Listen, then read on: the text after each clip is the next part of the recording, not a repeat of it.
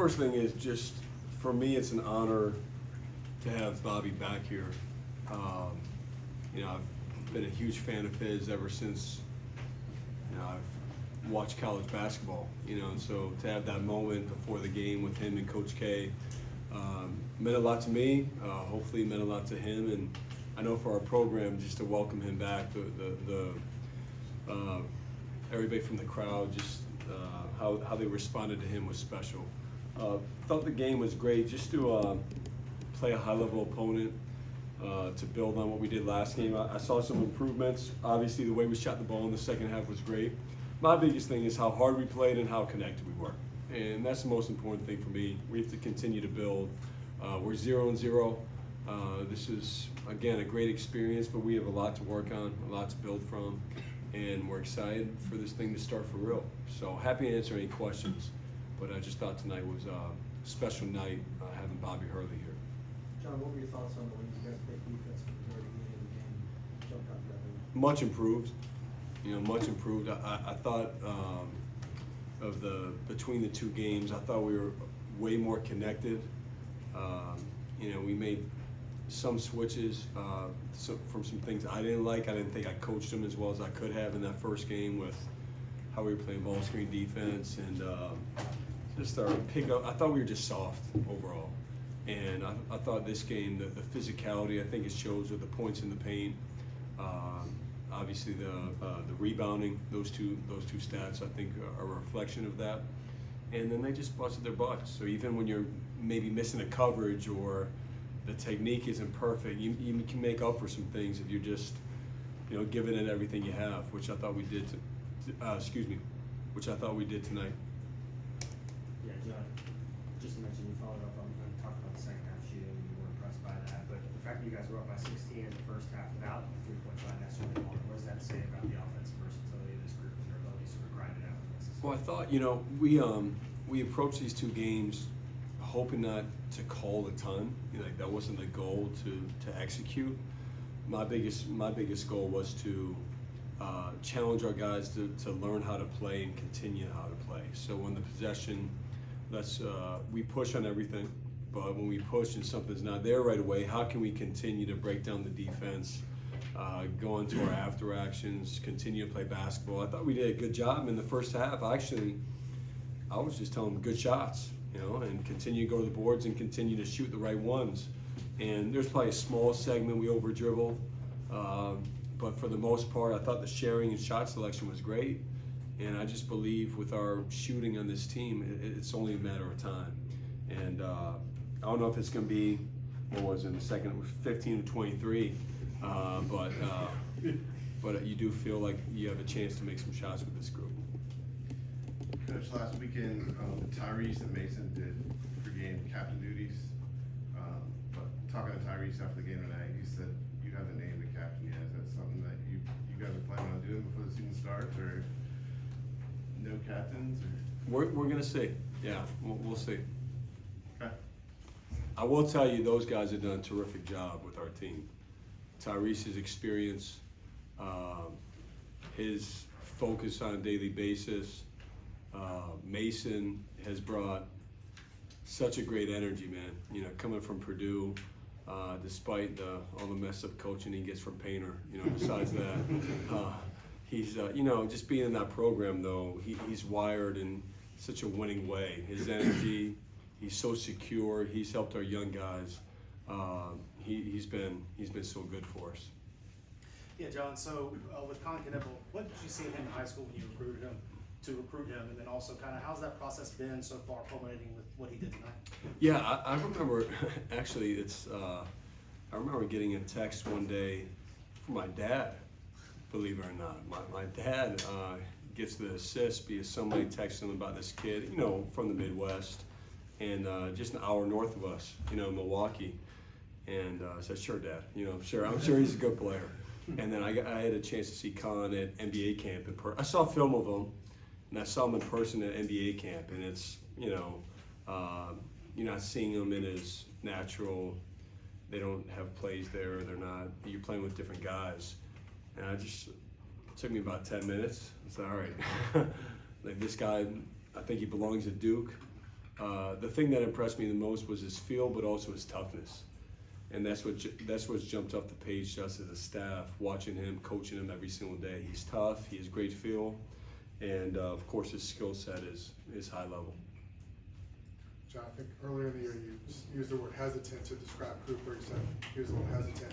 What did you think of him tonight, and what are you kind of looking for him to expand upon his game going forward? Yeah, I mean, I thought he just impacted the game in a lot of ways, and of course, his numbers aren't going to wow you or anything.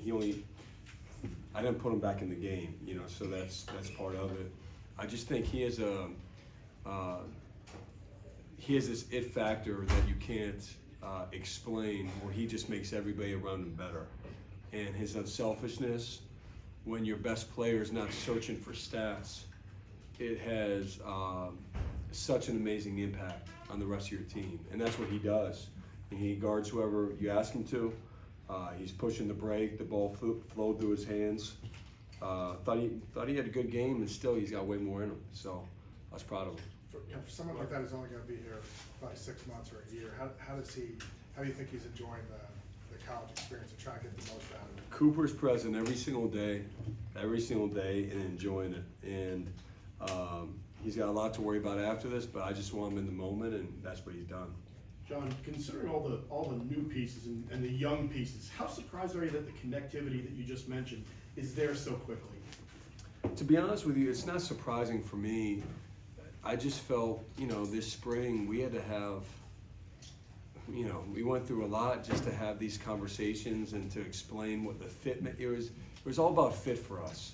It was all about understanding you have to come here to earn it. You can't be given something.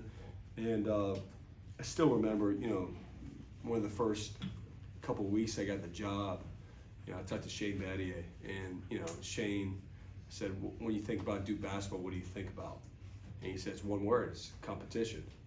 And for me, this was a time to get back to the roots of the value of our program, which is about competing, and it's about being all in and then going to earn what you want individually. And so I think we started off with a great group of guys. They've shown up every day.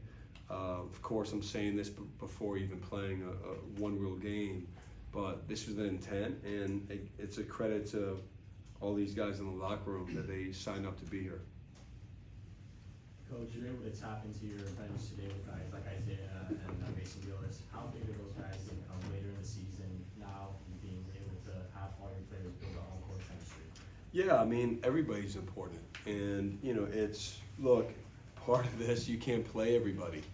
And you can't play everybody, period. But also, some guys are going to play smaller minutes. That can change as the season goes along. I do think we have 10 very good players. We need to get Pat back and healthy. That hurt us tonight with Malik getting in foul trouble in the first half with us really only having 2 big guys. But no, everybody's important. Everybody has to stay ready. And they all bring different things to the table. But the one consistent thing is the competitiveness and then making the right play on offense. And so whoever it is, you have to do that no matter what. John, do you have a way to track how many times a offensive player sees come on in the middle and diverts and just or shoots from 6 feet and it's an air ball? We've talked about it, and our team, I think we're still getting over the hump of our team understanding they can drive to the basket because they're used to playing against them in practice. But he does a great job of just being big. And I think the next step for him is anticipating when he can't get it versus when he can, where we can still make sure the rebound is there. But he's just scratching the surface, man. Like I thought he had a great game tonight, but his rim protection and energy is special. Is it more of an emphasis to get him involved on lobs tonight? Of course, and if you do, it opens up shooting. So if you get the advantage, you got him and you got Con, you got Mason, you got Cooper. We just have to make sure we're making the right play. And it may be for the ball handler too. If somebody stays with him, then you got to finish, and we've spent a lot of time working on finishing with our guards.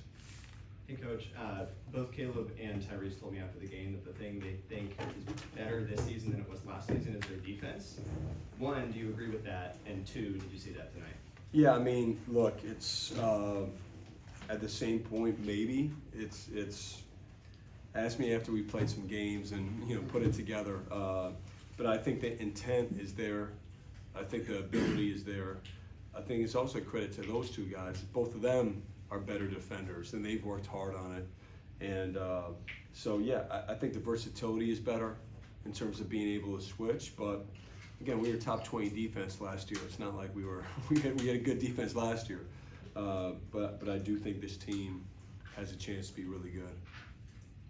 Hey Coach, how were your guys' conversations between you and Bobby leading up to this event and setting it up, and how often have you guys connected over the years? Yeah, I mean, see Bobby every year because of recruiting and bumping into him. We'll text occasionally, just always rooting for him from afar, really. And this happened pretty organically. He called me. We were looking for an opponent, so were they. Once he told me, he hasn't been back here in 30 years. It's like, come on, man, got to get you back here. And we didn't know at that point, could it be a charity game? What could it be?